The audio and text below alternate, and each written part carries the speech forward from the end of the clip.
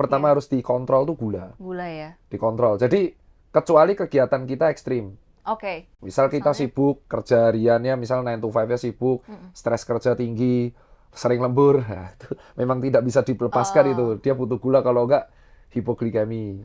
Atau kuli bangunan, kerjaan-kerjaan kayak driver ojol itu masih butuh. Tapi kalau kerjaan kita itu kebanyakan magernya, itu nggak boleh berlebihan. Cuman kalau ngantor kan dok sebenarnya kita duduk ya, maksudnya bukan kerjaan yang aktif Nah, itu. secara fisik kan? Itu, Nah itu gimana? Nah itu kalau bisa ya mentok di 50 miligram itu. Jangan terlalu berlebihan. Jangan terlalu berlebihan. Iya, ada itu gula. Nah, yang kedua itu, ini kata nutrisionis. Nutrisionis bukan kataku ya, gizi kesehatan. Yang sertifikasinya memang PhD atau master atau S1-nya di situ. Oke.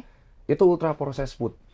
Itu Oke, itu cukup menurutku cukup menarik. Ultra processed itu adalah makanan yang sudah mengalami proses itu berkali-kali.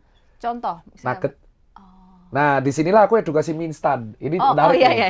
Ini kita sempat kalah sempat debat nih. Iya, Ini iya. aku menarik, sempat lihat podcastnya bilang, Dokter Rita ngomong mie instan Nah, itu itu aman. sehat. Iya. Itu padahal clickbait. Oh, Isinya oke. itu adalah mie instan itu adalah sebuah hal yang kita anggap sebagai UPF. Oke. Tapi kapan disebut aman ketika kita tuh makan sekali-sekali.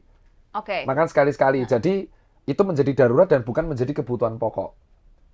Oke. Kepepet tuh loh. Jadi Kepepet, oke. kepepet kan ada orang-orang kayak anak kos tuh kepepet, Iya, ya iya, ya iya. itu. Nah itu oke, tapi nggak boleh boleh terlalu tiap sering. hari Ya, gitu ya. karena gizinya sangat low.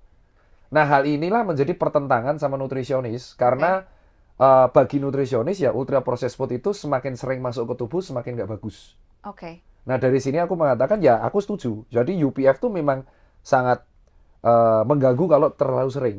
Jadi, tapi kalau aku sebagai dokter di puskesmas, kan masyarakat itu tidak bisa memutus itu langsung kan. Oke. Tidak bisa tiba-tiba dia buang nugget, buang sarden, Iya. atau buang mie instan. Pasti sekali-sekali. Makanya bagi aku oke, sekali-sekali nggak apa-apa, tapi bukan menjadi kebutuhan pokok. Dan kalaupun sekali-sekali, kamu harus menambahkan komponen real food-nya. Oke. Bukan real food brand ya. Real food makanan tuh gelondongan kayak ayam, telur, ikan, Protein. sayur. Oh, yang ini yang ya. beneran bentuk belum diproses terlalu sering.